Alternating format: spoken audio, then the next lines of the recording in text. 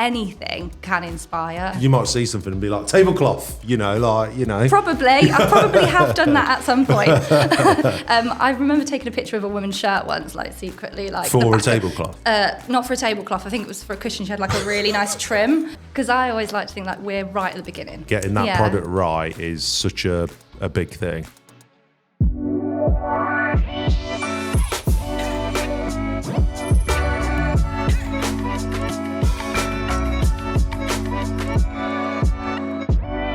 Welcome to Life at Next podcast, Amy. Hello, thanks for having me. That's quite all right. It's quite all right. So you're a designer on Next Home, yeah? Yes. In what particular area? At the moment, kitchenware. Nice. Yeah, so mainly kitchen textiles. Nice. And print and pattern as well for kitchen. Okay, okay. Well, we're going to dive into that in a sec. But before we do, if anyone's watching, listening, whatever, please give us a like, subscribe. But let's dive into this episode, shall we? Yes. So what is that? Like, what's like designer? Because it's such a broad term, isn't it? But in your own words, what is it? Someone that is curious and always pushing boundaries, and always like interested and excited about everything they see every day. That passion, it always comes across. And a designer, I think you have to always be on the lookout for the next best thing and the newest thing. But also keeping in mind what you know works well. So for the customer. Yeah, and you have to kind of, get to know our customer quite a lot when we're designing new ranges. So it's like a balance. It's new, and also we know what our customer likes. Yeah. Nice. And how long have you been here now? 10 years. Oh, wow. Nice. That's good going, that. And how did you get to Next? How did that 10 years start? So I remember I was sat at my degree show, manning the whole room. I think it was over lunch, and then my tutor came and spoke to me, and he was like, have you thought about Next? And I was like, if I'm being honest, like, no. Like, I didn't know where I wanted to be, like, in the country. But you knew you wanted design. I knew I wanted to design. I knew I wanted to design homeware. And I was kind of just at that point of sending out emails to everyone and ringing around and being like, right, have you got any jobs? I'm fresh out of uni. Yeah. And, my tutor at the time was like, contact Next. There wasn't any jobs going at the time, but I just found number for recruitment and just rang. And then Susie Gibson, our design manager, rang me back one day. Oh, did she? Yeah, and we just had a really nice long chat on the phone and spoke about like what I wanted to do, and if, there were any opportunities, she'd, let me know and stuff like that. And I did a little project for kind of like, what do I see the next trend being for SS 15 at the time. Oh, you still remember it? Yeah. And I pulled together like a mood board and like loads of different like prints and patterns and how I would see them being applied to like different products. And went in the summer holidays and just showed it. And then that October I started a placement. Oh, wow. But that's the very early days. Yeah, so you came in as a placement just then. A 2-week placement. Oh, wow. Yeah. I was same. Yeah. I did. It wasn't called a placement, it was work experience. And then from there, just kind of gradually built up. So I love it because like when people then are like, oh, Matt, there's this person, do you think they could come in your team? I'm like, bring them in. Yeah. You just never know. Yeah, absolutely. I think it was nice because, they set me up in the Red House. They were like, just come and just show us what you can do for 2 weeks. Nice. And I did a bit of everything, and I worked with the bedding team for those 2 weeks, and it was great. I just painted, CAD'd things up on the computer. I hadn't really used Photoshop much before, and I had loads, like within that 2 weeks, learned so much. And I didn't know at the time that I was going to be offered a piece of paper across the table and be like, do you want a job? Oh, I just genuinely thought I was there on a placement. Oh, did you? Yep. Did you? Oh, wicked. So that must have been a well-nice surprise then, yeah. It was incredible. Like on the Friday, got pulled into a meeting. I was like, oh, this is it then. I won't see you again. Thank and you. I'm still here 10 years later. Yeah. Oh, wicked. Yeah. And what's the journey been like in design? Because I guess you would have come in as a graduate designer or so it was trainee. Yeah, trainee. Yeah, so I was trainee for like a year and a half. Yeah. And then promoted to assistant, stayed on the bedding role. I've been in like so many different like areas across home product now over the years. Nice. Yeah. And do you think like there's always been a lot of opportunities, and has that presented itself with like new challenges, new skills, stuff like that as well? Yeah. Yeah, definitely. I think like you're either like predominantly in home textiles or hard goods or furniture. and at uni, I did textiles design, did Yeah. print and pattern. But as I've gone like throughout my roles and opportunities have come up, someone's gone on mat leave or someone's left, and you're like, oh, could I do that? Let's speak to management and my seniors and just see what they think of a new role opportunity. And they've always been really open to supporting that and stuff. But yeah, like as my journey's gone on, I've kind of been textiles, then hard goods, then on the gifting team, then back to textiles, then on the print and pattern team. So I've kind of moved about a lot. And as I've kind of grown up at Next, the opportunities have just, Yeah, and that's quite common in a lot of our product teams, whereby not that people move around loads, but with the opportunities that present themselves, if people go on mat leave or if other people get promoted and stuff like that, whether it's in buying, merchandising, whatever, opportunities present themselves, don't they? Yeah, so definitely. It's a really it's quite good, really, because then I guess as well, you're not thinking, oh, this is me for the next 10 years. Eventually there will be a new challenge to come. Oh, massively. And whatever you've kind of learned along the journey of that role that you're in at that moment in time, you can take those bits that you've learned into the next and learn something role. else. Yeah, definitely. Yeah, I totally agree with that. I totally agree. And have you seen as well in those 10 years as you've kind of grown as Next homegrown as well? Massively. Yeah. Yeah. I know we're one of the biggest design teams for homeware in the country. I mean, when I started, I don't know, 20 people roughly. We've nearly doubled as a design team, I think. It's just grown massively. And across home, actual our buying team, our merch team, our tech team, it's all grown massively. And I think everyone used to be very much heads down in their role. But now I feel it's so much more collaborative as well. At the moment I'm working with the furniture team, even though I'm on the kitchen team on a project. And why would that happen? Why would that come up? I look after tablecloths. Right. They look after tables. Okay. So, okay, it does make sense. Things like that you wouldn't think of, and so much more stuff like that happens now. It's great. Yeah, because I guess for a customer, if you're designing something and say it slips off the table because the fabric you produced and the quality, what am I thinking? What am I trying to say? Not the quality, not the texture of the table. Just the material. The material, that's the word. That's the word. If they don't marry up and it's slipping off all the time, that's just going to annoy the customer. So you've got to have a conversation, right? Yeah. We talk to each other all the time, especially in design. And we're always sharing stuff. Nice. Yeah, always. So is that probably the biggest thing you've seen then, that collaboration grow over in Next Home? Yeah, I think so. I'd say we're like a little family in design, definitely. Yeah. Nice. And is that, and other than that, what other things have you kind of seen within design and kind of come out? What's kept you there for 10 years, I guess? The variety. Yeah. And the excitement and the kind of you're kind of proud when you've achieved something right from your initial concept, right through to the end, and you're working with your buyers. And you're getting it the correct packaging and all of that side of things, and you're actually oh wow, this is actually booked now, and it's going to make it into store and online, and you kind of see that whole journey right from a little drawing that you've done right through to an actual physical product that someone wants to buy. Do you still remember that kind of first moment that kind of happened? Yeah, what was it? Yeah, I went into a shop with my mum. It's Mum, look, and a lady was actually looking at some of the bedding. Were you just watching her, buy it? And she was taking up a shelf and then a cushion, because I used to do cushions and pros wear, and she was buying this whole set. I didn't say anything. And Mum was you should tell her that you did that. And I'm no, I just like to just observe. And it's really nice that you can see someone loving what you've done and that you put your heart and soul into. It's really nice. That's got to be really rewarding. Yeah, it is rewarding, because you work so hard, and design is so personal to you. And you still get that now. Do you? Yeah, Do you still definitely. Get it? You're still it made it, and it's good, and it's working, and it's selling. Yeah.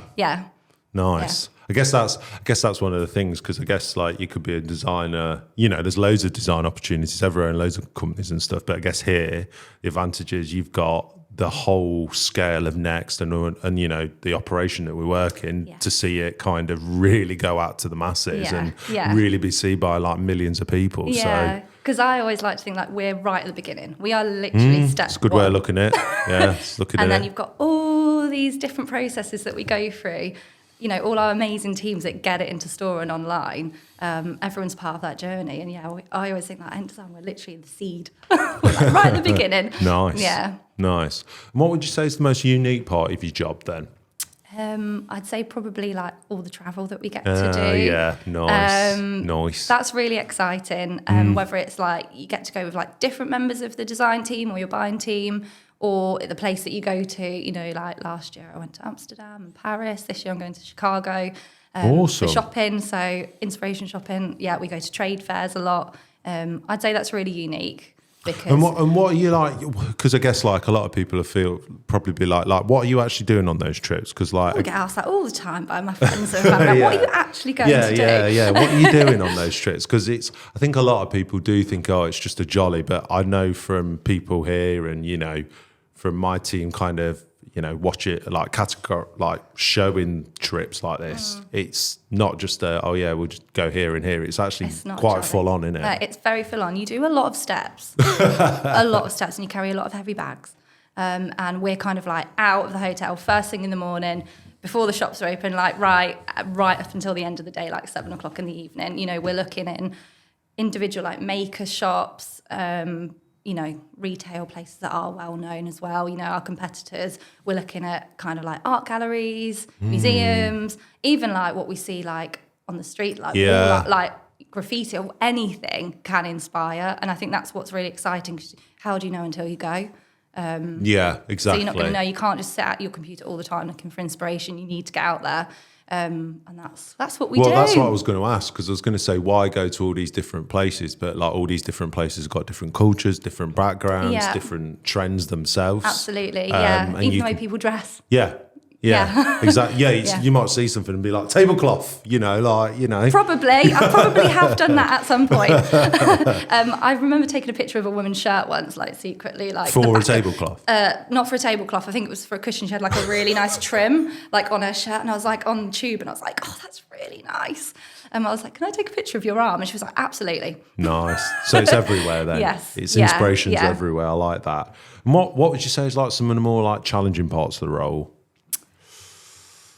It's like when you feel really strongly for something or you really believe in something and you're either struggling to execute the design, whether it's through like struggling with your supplier and they're not quite kind of like able to achieve it through like restrictions and stuff, or, you see something just on your own and then the rest of the team are like, oh, we're not sure. And you kind of have to like fight your corner a little bit. It's always healthy conflict though, and it's always like a great conversation to have, because a lot of the time, actually, like, I'm wrong. I'm like, actually, no, that's not a good idea. Yeah. And you've got your team kind of, it's those conflicts I think can be really challenging. And you just have to kind of let it go and just not let it affect you. Don't take it home with you. If something's not gone quite right in the day, you've got like our kitchen team is massive. We've got like 15 people on there. And design again is like so subjective. Yeah. So you're not always going to be right. You're not always going to have, exactly what you've got in your head on paper and made. So it's those challenges along the way, getting the product right. But that's where you've got. Your designer, your merchandiser, Absolutely. your technologist, your buyer.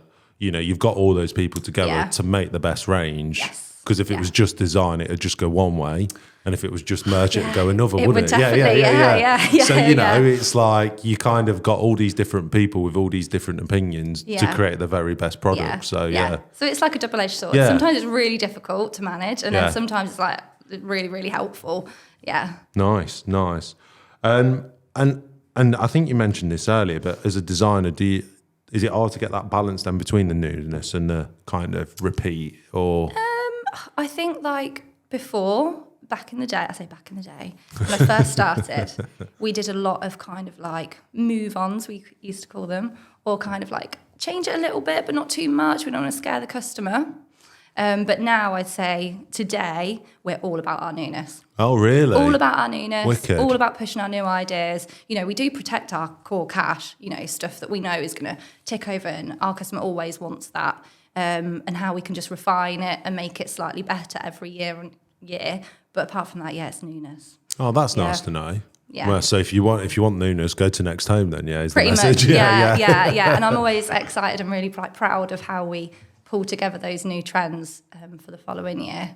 Yeah, it's exciting. And with being on a big team, is there a lot of is still a lot of room for growth though, or within the team? And is that something that's always kind of talked about and kind of discussed and stuff like that? I think so. Yeah, like even though we have our specific product areas that we design into, it doesn't mean that I can't help out like my other grade 2 designer on her hard goods, and she doesn't help me on my textiles bits, because sometimes we're like, I actually don't know how this should look. Can you have a look at this for me? And we're always kind of like, weaving in and out of each other's like CAD packs and just looking at what each other's doing and seeing how we can. It is helping each other grow, because there's loads of techniques that I didn't know about before I joined Kitchen. And now I know all about those because of the buying team and the designer that's on the area at the moment. Yeah, learning every day. But I do think everyone helps you grow. Nice. Yeah. Nice. Right, let's move on to this or that. So quickfire round, okay? So would you rather only be able to find inspiration online or on the streets? One or the other? On the streets. Okay, on the streets. Great. Design adult's bedroom or children's bedroom? Children's bedroom. Why children's bedroom? I designed children's bedding and just all the textiles and hard goods for I think it was my longest stint at a role. It was like 4 years, and I just loved it so much. Nice. I loved kids' prints and patterns, and it's just so fun. It's fun. Can't argue with that. Fun. You can't argue with that. Yeah. Amsterdam or Paris? Amsterdam. Good choice. Yes. I agree. Yeah. Pinterest or Instagram? Pinterest. Ooh, okay. I'd go with that. Only ever be able to shop in a really modern store or an antique store? Antiques. Oh, really? Yeah. Okay. Why's that? I'm a massive fan of antiques. Okay. Like, Personal preference. Personal preference. I don't think I've never owned a new piece of furniture. That's me. Oh, okay. Yeah. Okay. I'm very much like old, kind of like recycle something, do it up. We go out to antique shops quite a lot of the weekends and stuff, and source stuff, and and then I love old art as well. Like we've got, when you're rummaging through a pile of like old pictures, and you're like, that's it. That's me. I can make this into something. I'd prefer something to be really old and pre-loved, and I'll love it again. Yeah. Nice. Design using a pencil and paper or design using an iPad / computer? Pencil, paint. Yeah. Hands-on. Hands on. I'm very traditional. Yeah, I can see it now. Streets, antique shops, pen and paper, Yeah. Wait for a job opening online or kind of go and source it out and kind of find something directly? Source it out. Yeah. Ring people, annoy people, badger them. Go for the opportunity. Go for it. Yeah. Yeah. Cool. And speaking of opportunities, if if we've got anyone listening and they're thinking, what, this design thing sounds pretty good. What sort of like advice would you give them? Like if they were looking to come and either, get into design or actually design it next? I think it's having that like variety in your portfolio and all the stuff that you've ever kind of like sketched up, worked into, anything that you're proud of. It has to be coherent. Don't throw loads of stuff in there, but also make sure there is variety. So, examples of how you can lend your hand to different styles. Think about your customer types. Like, think about going into a next shop and being like, oh, who would buy that? Maybe that's not my taste, but maybe I could design something. And have I got anything in my portfolio that is, more of a chic customer or a country customer or stuff like that? And making sure you're covering all bases. Yeah. So it is important to then kind of probably also understand like the different customer profiles that next maybe go for. Obviously, they're not going to know everything. No, absolutely not. But don't just go, right, I'm just going to do this antique boutique style. Here you go. Give variety. Show your kind of variety and skills. Yeah, I think so. And think about the actual product. Like, that pattern might be good, but what's it actually going to go on? Because that's important here, isn't it? That's the thing, the product at the end of the day. Getting that product right is such a big thing. Oh, it is. It is. If we've not got the right product, if we've not got the right product, that's it. Yeah. So it's variety, making sure you're showing off all your skills, but still being like really concise, and also just be really proud of what you've got to show, because that excitement like comes across, and it gets everyone in the room excited. Yeah. Because that's such a good point actually, and no one's kind of said that before until now. Because actually, like if you believe in it, and you might have someone just sitting on a fence, but you could sway that person. Absolutely, yeah. You always can. Yeah, I like that. Well, thank you for coming on. Thank you so much. No, for having it's me. been really good to hear about design. If everyone's like that, please subscribe. But thanks for coming on Life at the Next podcast. Thank you.